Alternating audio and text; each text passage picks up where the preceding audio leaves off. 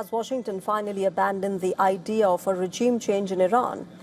Well, that is one of the major reasons to launch a war against Iran on the 28th of February, as it failed to trigger any internal uprising. Instead of weakening the leadership, it has clearly hardened public support inside Iran. We say this because in an interview, the U.S. Secretary of State Marco Rubio has said that any regime change in Iran, in his words, is something that has to happen from within. A statement that stands in sharp contrast to American President Donald Trump, who's repeatedly claimed that regime change has already happened. But we've had regime change, if you look already, because the one regime was decimated, destroyed, they're all dead. The next regime is mostly dead. And the third regime, we're dealing with different people than anybody's dealt with before. It's a whole different group of people. So I would consider that regime change.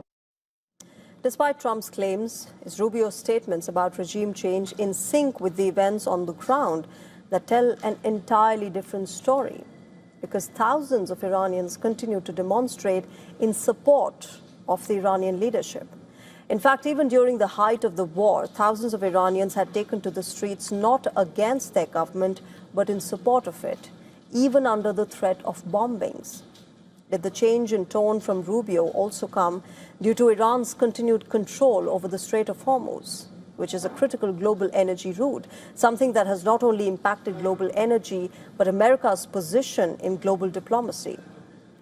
Well, Marco Rubio's own comments appear to allude to this exact thing. Listen in. Look what they've done with the Straits. Great example. The Straits is basically the equivalent of an economic nuclear weapon that they're trying to use against the world. And they're bragging about it. They're putting up billboards in Tehran bragging about how they can hold 25% or 20% of the world's energy hostage. Imagine if those same people had access to a nuclear weapon. They would hold the whole region hostage. Iran has sent a new proposal now on ending this war, while at the same time diplomatic moves are gaining momentum as well. Iran's Foreign Minister Abbas Araghchi has made 3 visits to Pakistan so far in just the last 48 hours, presenting a proposal aimed at breaking the deadlock. As per reports, Iran has offered to halt attacks on shipping in the Hormuz, but only if the U.S. ends this war, lifts its naval blockade and delays nuclear talks. These are the conditions that Iran has given. The White House has confirmed that Trump and his team are reviewing the offer. However, reports in American media claim that there is discontent in Washington regarding Iranian proposal, dampening hopes of an immediate breakthrough. And just a short while back, in a post on his social media account, Donald Trump has claimed that Iran wants the U.S. to open the Hormuz. In fact, in his words, let me quote him, as they try to figure out their leadership situation. Remember, Rubio has also said that Iran's stance on the Strait of Hormuz did not meet American demands and that Trump will decide on the future course of action. The White House is reportedly likely to offer its response and counter-proposals in the coming days. So as things stand right now, the United States appears to have reset its war goals, even if it was a forced realization that regime change in Iran was never really a viable option. India has secured a big win in the fight against international drug syndicates, as Salim Dola, who is one of the most wanted figures linked to the underworld, has been extradited to Delhi from Istanbul. India got hold of Dola following a coordinated global operation.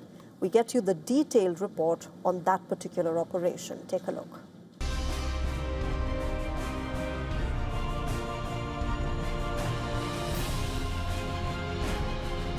A major success for India's anti-narcotics agencies. Salim Dola, one of India's most wanted drug lords, has been extradited. Dawood's close aide has been brought back to India after a highly coordinated international operation involving multiple agencies across countries. Dola's arrest and extradition is a major blow to the D Company's overseas drug syndicate, which he allegedly managed while operating from abroad.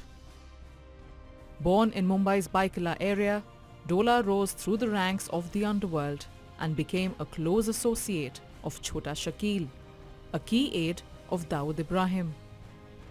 He began with small-scale smuggling of tobacco before moving into marijuana trafficking, eventually expanding into high-value synthetic drugs like mephedrone and fentanyl. Dola was first arrested back in 2012 with a large consignment of marijuana, but was later acquitted. Then in 2018, he was arrested again in Mumbai in a fentanyl case, but secured bail, after which he fled the country.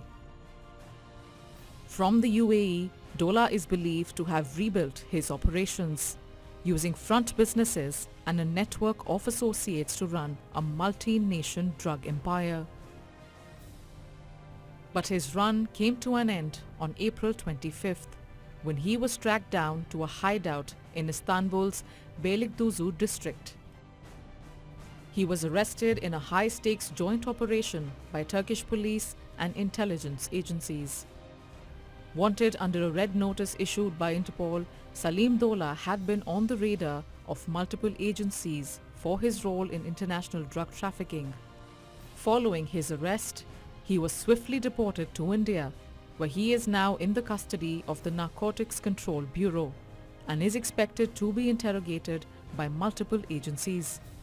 Investigators say Dola was running a massive transnational drug empire estimated to be worth over rupees 5,000 crore, with operations spanning India, the UAE and Turkey.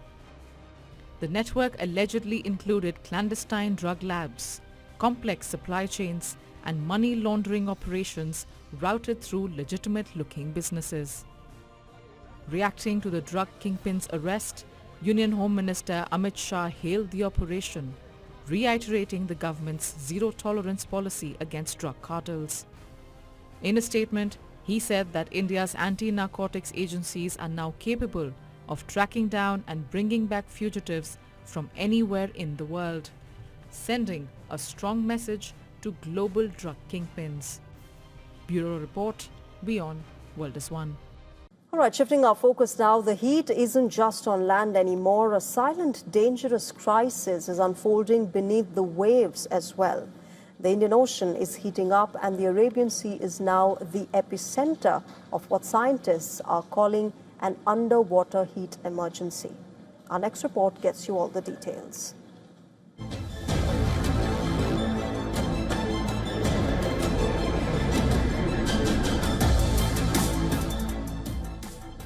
Beneath serene waves, a silent crisis is brewing. The ocean is heating up. It is now turning into a victim of relentless warming. The ocean temperatures are surging past dangerous thresholds across vast stretches of the Indian Ocean. These marine heat waves are pulsing through the Arabian Sea, Bay of Bengal and neighboring basins. They threaten to reshape underwater ecosystem for years. At the heart of the crisis is the Arabian Sea. Latest data shows large parts of it are under watch, alert and even warning zones, with temperatures rising beyond normal thresholds. The heat stretches along India's western shores from Gujarat's arid coast southward through Maharashtra, Goa, Karnataka to Kerala. The heat is spreading, pushing fragile ecosystems to the brink. Nearly 19 to 22% of the Bay of Bengal is feeling the heat as well. The strongest signals are concentrated near the Andaman and Nicobar Islands. The consequences are devastating. India's Ocean Monitoring Agency says the underwater spikes could bleach coral reefs, scramble fish populations, slash ocean productivity and threaten food security for millions who rely on these waters. But prolonged marine heat waves don't stay underwater. They can disrupt tuna migration routes in the southern Indian Ocean, vital for food security across island nations and coastal nations. Along India's shores, the warming raises the odds of mass coral stress, fishery shifts and reduced ocean productivity. Scientists warn this is no one-off event.